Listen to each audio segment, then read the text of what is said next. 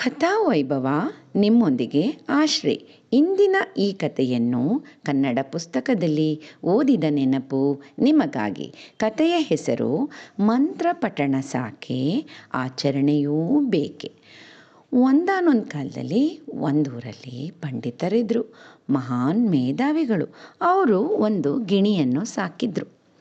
ಆ ಗಿಣಿ ಬಹಳ ಮುದ್ದಾಗಿತ್ತು. ಸುಂದರವಾದ ಗಿಣಿ, ಬಹಳ ಬುದ್ಧಿವಂತ. ಅದಕ್ಕೆ ಅವರು ಮಾತಾಡೋದನ್ನು ಹೇಳ್ಕೊಟ್ಟಿದ್ರು.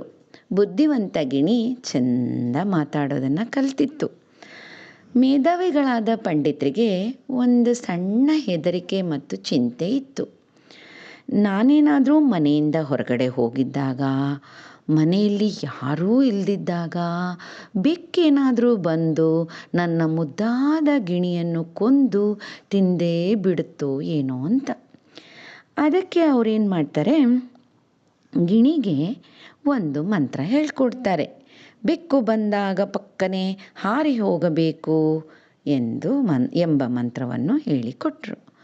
ಆ ಗಿಣಿ ಕೂಡ ಬೆಕ್ಕು ಬಂದಾಗ ಪಕ್ಕನೆ ಹಾರಿ ಹೋಗಬೇಕು ಎಂಬ ಮಂತ್ರವನ್ನು ಚೆನ್ನಾಗಿ ಹೇಳುವುದನ್ನು ಕಲಿತುಕೊಂಡಿತ್ತು.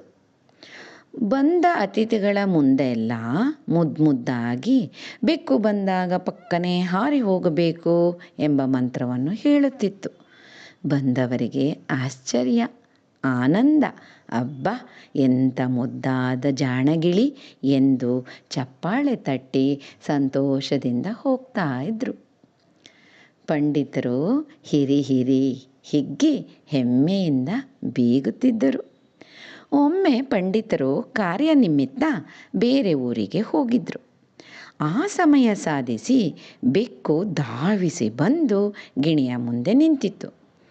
ಗಿಣಿ ಬೆಕ್ಕನ್ನು ನೋಡಿತು. ಅದು ಬೆಕ್ಕನ್ನು ಎಂದೂ ನೋಡಿಯೇ ಇರಲಿಲ್ಲ.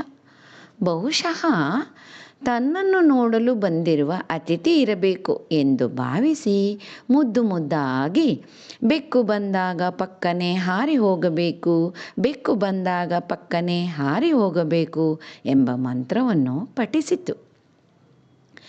ಎಲ್ಲ ಅತಿಥಿಗಳು ಮಾಡುವ ಹಾಗೆ ಈ ಅತಿಥಿಯು ಚಪ್ಪಾಳೆ ತಟ್ಟಿ ಸಂತೋಷದಿಂದ ಹಾಡಿ ಹೊಗಳಬಹುದು ಎಂದು ನಿರೀಕ್ಷಿಸುತ್ತಾ ಕುಳಿತುಕೊಳ್ತು. ಆದರೆ ಬೆಕ್ಕು ಚಪ್ಪಾಳೆಯೂ ತಟ್ಟಲಿಲ್ಲ, ಸಂತೋಷ ಪಡಲೂ ಇಲ್ಲ. ನೇರವಾಗಿ ಗಿಣಿಯ ಕೊರಳಿಗೆ ಬಾಯಿ ಹಾಕಿ ಅದನ್ನು ಕೊಂದು ತಿಂದು ತೇಗಿ ಹೊರಟೇ ಬಿಟ್ಟಿತು. ಸಂಜೆ ಮನೆಗೆ ಮರಳಿದ ಪಂಡಿತರು ತಮ್ಮ ಹೆದರಿಕೆ ನಿಜವಾದುದನ್ನು ಕಂಡು ಕೊರಗಿದರು.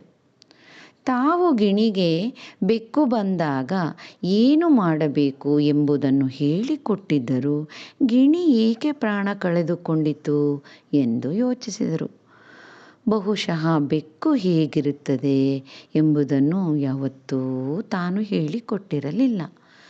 ಚೆನ್ನಾಗಿ ಬಾಯಿ ಪಾಠ ಮಾಡಿದ್ದ ಮಂತ್ರವನ್ನು ಆಚರಣೆಗೆ ತಂದು ಹಾರುವುದನ್ನು ಕಲಿಸಿರಲಿಲ್ಲ.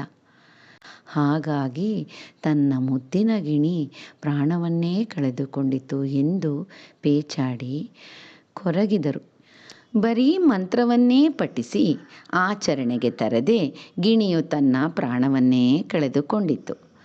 ಪಂಡಿತರ ಗಿಣಿ ಸಮಾಜದಲ್ಲೂ ಇರಬಹುದಾ? ಯಾಕಂದರೆ ಸಿಗರೇಟ್ ಪ್ಯಾಕಿನ ಮೇಲೆ ಧೂಮಪಾನ ಆರೋಗ್ಯಕ್ಕೆ ಮಾರಕ ಎಂದು ಬರೆದಿರುತ್ತದೆ. ಅದನ್ನು ಎಲ್ಲರೂ ಓದುತ್ತಾರೆ, ಅರ್ಥನೂ ಮಾಡ್ಕೊಳ್ತಾರೆ. ಆದರೂ ಕೆಲವರು ಸಿಗರೇಟನ್ನು ತಪ್ಪದೇ ಸೇದ್ತಾರೆ. ಪಾರ್ಕಲ್ಲಿ ಹುಲ್ಲುಗಾವಲಿನ ಮೇಲೆ ನಡೆದಾಡಬೇಡಿ ಎಂಬ ಸೂಚನಾ ಫಲಕ ಇರುತ್ತೆ. ಅದನ್ನು ಎಲ್ಲರೂ ಪಠಿಸುತ್ತಾರೆ. ಆದರೂ ಹುಲ್ಲುಗಾವಲಿನ ಮೇಲೇ ನಡೆದಾಡ್ತಾ ಇರ್ತಾರೆ. ಇವರೆಲ್ಲ ಪಂಡಿತರ ಗಿಣಿಗಳ ಹಾಗೆ ವರ್ತಿಸುತ್ತಾರೆ. ಸುಧಾರಣೆಗೆ ತರಬಹುದಲ್ವಾ? ಆಚರಣೆಗೆ ತರಬಹುದಲ್ವಾ? ಕತೆ ಕೇಳೋಣ, ಹೇಳೋಣ, ಹಂಚಿಕೊಳ್ಳೋಣ. ಮತ್ತೊಮ್ಮೆ ಕಥಾ ಸಂಭ್ರಮದೊಂದಿಗೆ, ಕಥಾ ವೈಭವದೊಂದಿಗೆ ಆಶ್ರೀ.